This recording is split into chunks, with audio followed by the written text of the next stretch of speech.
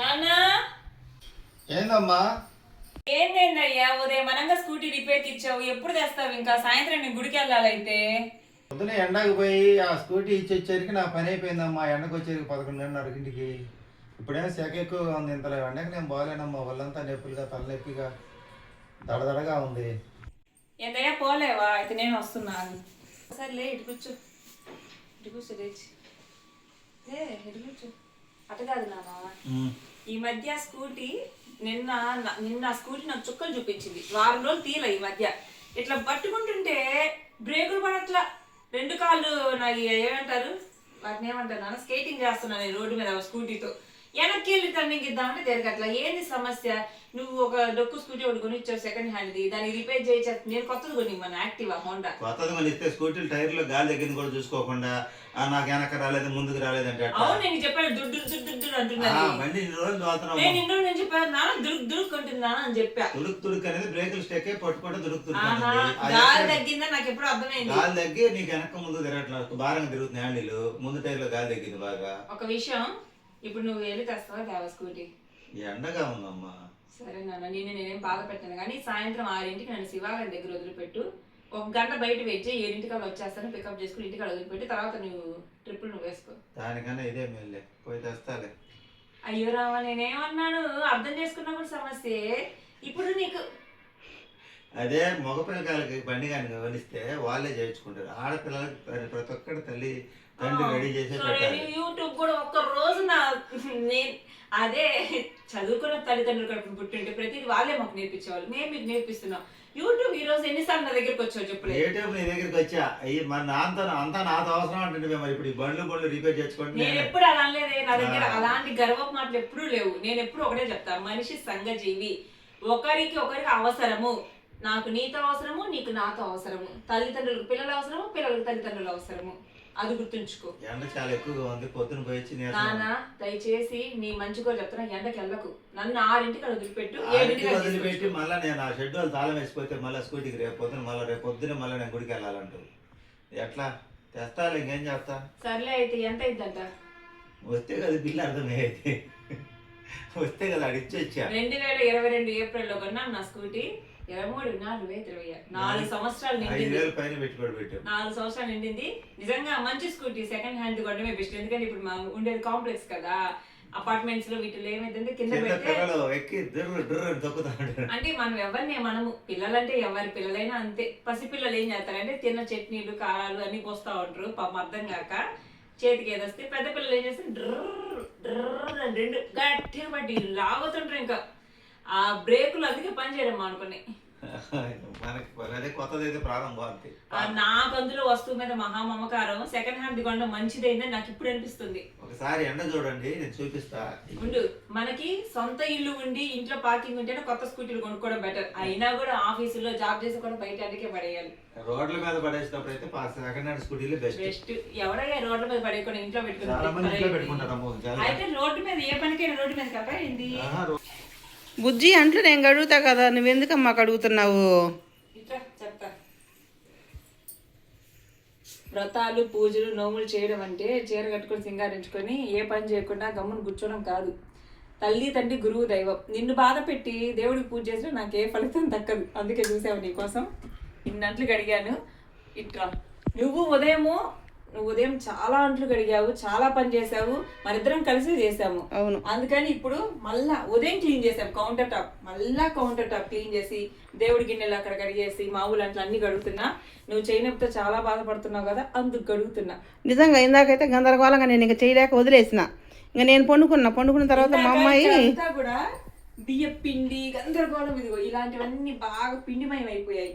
So neat గా ముందు counter top తుడిచి సగం అంట్లు కడిగి ఇంకొన్ని ఉన్నాయి కడగాల్సినవి కడుగుతాను. ఇబ్బంది లేదు. నువ్వు రెస్ట్ తీసుకో ఈ పూటకి. ఎప్పుడైనా మనం ఎన్ని పూజలు చేసాం ఏమని కాదు, ఇంట్లో ఏదో అమ్మ అన్నీ చేసి నేను సారీ కట్టుకొని రెడీ అయ్యి చేయడం కాదండి. మన పనులు మనం చేసుకోవాలి.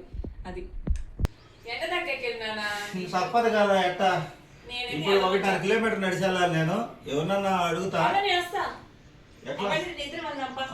ఒకరు బాధపడేది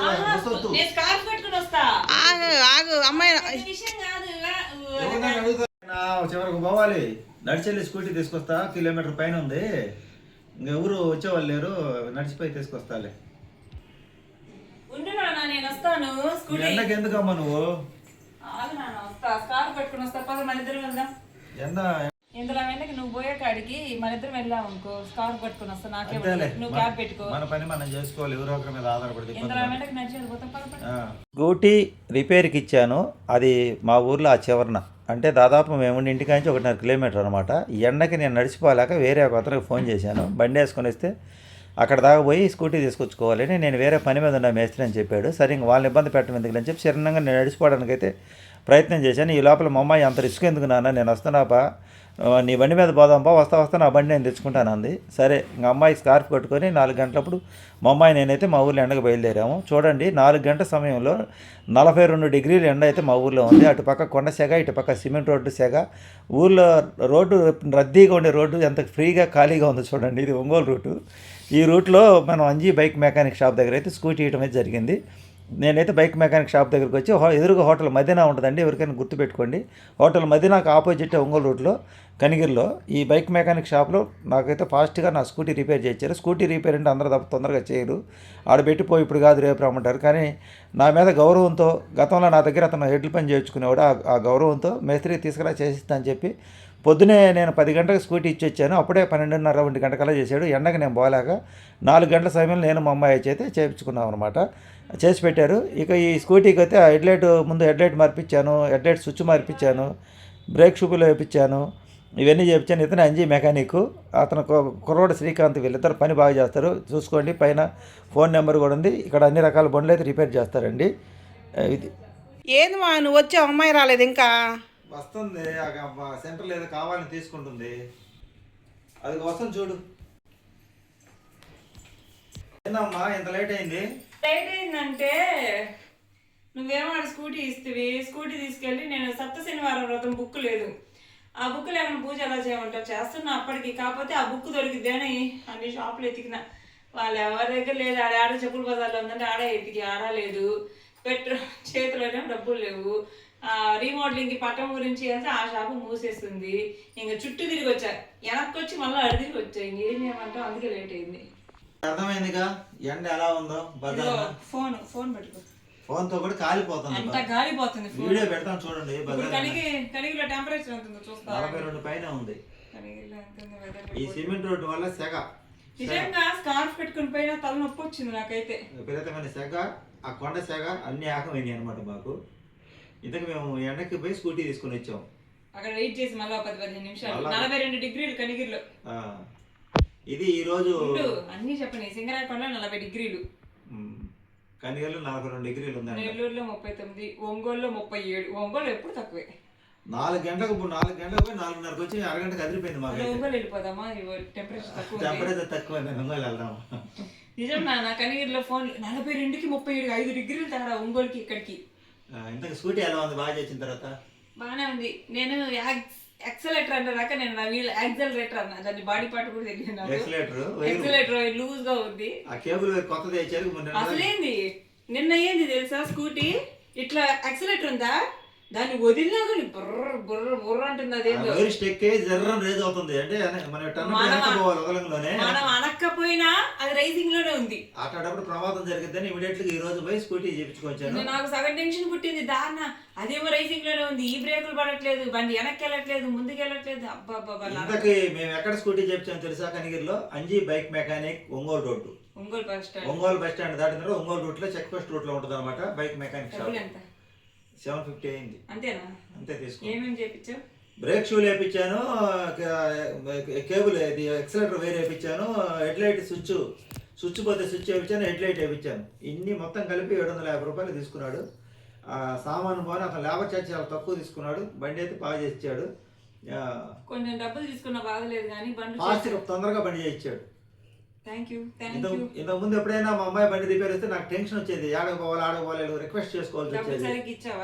డబ్బులు ఇచ్చానమ్మా, ఇంకా కావాలని తీసుకోమని వద్దు మేస్త్రి అన్నాడు. ఇంతకు ముందు వాళ్ళు హెడ్లు నా దగ్గర చేర్చుకునే వాళ్ళు, ఇప్పుడు కూడా అడుగుతున్నారు అన్న మళ్ళీ పని ముందు ఎడ్లు చేయించేవాడు అనమాట. కానీ నన్ను చూస్తే చాలా మంది స్కూటీ అంటే ఇవ్వాలి కాదు రేపు కాదు నాన్న, నువ్వు నన్ను ముందు పంపించిన తర్వాత డబ్బులు ఇచ్చావు, కావాలి నేను ఎక్కువ చెప్తున్నావా? మళ్ళీ ఇయ్యాను చూడేవు ఈ అనుమానం మళ్ళీ అతను కావాలంటే ఫోన్ చేసుకొని నువ్వు అదే మళ్ళీ మెకానిక్ ఫోన్ చేసుకొనుకోమ్మా. నీ డబ్బులు నీకు కొట్టేసి 750 రూపాయలకి ఇంకా నేను బండి చేసింది కాకుండా తక్కువ తీసుకున్నాను నాకు మెకానిక్ కాబట్టి గతంలో. కాదులే మా నాన్న పనులు చేపిస్తే మళ్ళీ ఈ నిందలు మాకు అంటే అక్కడ ఎక్కువసేపు ఎందుకని కాసేపు అతనితో మాత్రం మమ్మల్ని నమ్ముతాడా? ఈయనొక్కడే నిజాయితీ పడ్డు, ఈయనొక్కడే అందరు సొమ్ము ఆశించినోడు, మిగతా వాళ్ళందరూ ఆశించే వాళ్ళే. నువ్వెంత నిజాయితీ పడు, అవతల వాళ్ళు కూడా అంతే నిజాయితీ పడు. ఇదండి ఎండకు పోయించాము వీడియో. నాకు మనం ఖాళీగా ఏముంటాం లేదు, ఏదో పని చేస్తాను నేను. ఈ బండ్లు బాగా రిపేర్ అయినా ఏదైనా నేను చేర్చుకొని రావాల్సిందే. నీళ్ళ క్యాన్లు తేవడం, కూరగాయలు తేవడం చాలా పనులు ఉంటాయి నాకు. ఈ రిటైర్మెంట్ ఇంకా నేను రిటైర్మెంట్ కాదు, జస్ట్ గ్యాప్ ఏదో ఒకటి చేస్తా. గవర్నమెంట్ పెట్టాడు యూట్యూబ్ పర్మనెంట్ కాదు, ఏదో పని చూసుకొని పని చూసుకోవాలి. నాకు కొంచెం టయాలు అనుకూలం కదా, కాలం అనుకూలం లేదు. నేను మళ్ళీ ఎక్కడోసారి ఏదో ఒకటి చూసుకునేదాకా కొంచెం గ్యాప్ అనమాట. జస్ట్ ఈ గ్యాప్ భగవంతుడు ఎందుకు ఇచ్చాయంటే కొన్ని కార్యక్రమాలు, దైవ కార్యక్రమాలు చేయడానికి, కొన్ని జీవితాల్లో మనుషుల మనస్తత్వాలు తెలుసుకోవడానికి, కొత్త దాంట్లో పోయేదానికి. అందుకు నాకు భగవంతుడు ఈ గ్యాప్ ఇచ్చాడు. దీన్ని నమ్ముకున్నాను మనం ఏమైనా చెప్పామైంది నాకు అర్థం కావట్లేదు. అయితే నేను నమ్ముకోలేదు. యూట్యూబ్ అనేది ప్రస్తుతం నాకు సపోర్ట్గా ఉంది, కానీ ఏదో ఒకటి చేసుకోవాలి. యూట్యూబ్నే పూర్తిగా నమ్ముకొని కూర్చొని తింటా ఉంటే జరగదు. కాకపోతే కష్టకాలంలో యూట్యూబ్ నన్ను ఆదుకున్నందుకు ధన్యవాదాలు. Thank you. మాకు వర్క్ చేయించినటువంటి మాకు టయానికి ఫాస్ట్గా మా అమ్మాయి బండి మళ్ళీ సాయంత్రం గుడికి పోవడానికి ఇబ్బంది లేకుండా ఫాస్ట్గా రిపేర్ చేసినటువంటి మెకానిక్ ఆంజనేయులకి ప్లస్ అంజీ అంటారు అందరూ, అతని అంజీకి ధన్యవాదాలు. వాళ్ళ శిష్యుడు శ్రీకాంత్ కూడా ధన్యవాదాలు. Thank you. వాళ్ళిద్దరు మేస్తులే. అంజీ షాప్ అది, అతను కూడా మేస్తులే. శ్రీకాంత్ కూడా బాగా ఫాస్ట్గా చేస్తారు పని. ఎంత పని అయినా బాగా ఫాస్ట్గా తొందరగా చేసిస్తారు అనమాట. అన్ని బండ్లు చేస్తారు వాళ్ళు, పల్సర్లు, స్కూటీలు, అన్ని రకాల బండ్లు అయితే వాళ్ళ షాప్లో చేయబడును. చాలా బాగా నీట్గా చేస్తారు అన్నమాట. ఈ వీడియో